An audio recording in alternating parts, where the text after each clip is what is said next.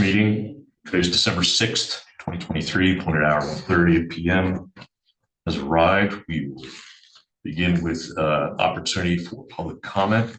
Anything to come before the commissioners regarding finance topics or other. We have no one online, no one here. Well, there's one here.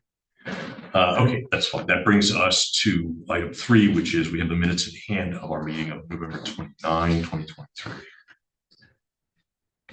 I'll make a motion to approve the minutes of November 29, 2023 with the correction noted that for the motion to adjourn, it was Commissioner DiFilippo made that motion.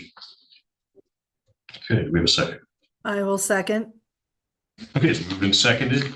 No questions. All in favor indicate by saying aye. Aye. Aye. And motion carries. It brings us on to item 4, which is our topic of discussion today.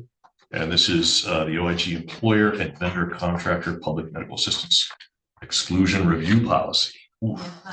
It's a mouthful. Yeah. And now I said it so you don't have to. Sorry, thank you. Yeah.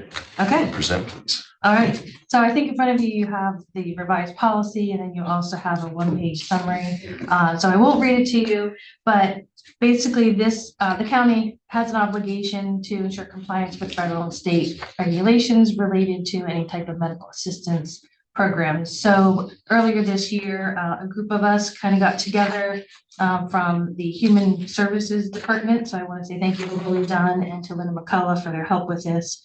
And then also finance, HR, and the controller's office to update this. So this policy has been in place for over 11 years. However, it did not accurately represent the process that we were using. And so this is really just to update that policy to make sure that we are in compliance. And of course, Stacy also reviewed it as well.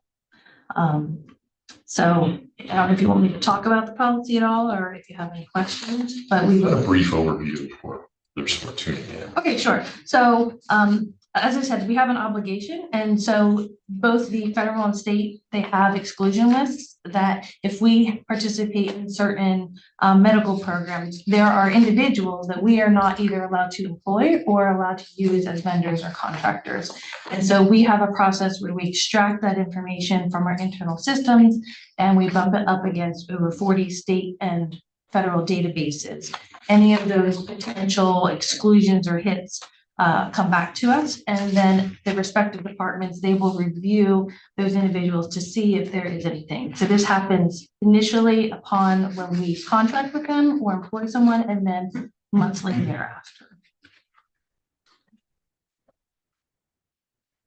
Okay. Questions?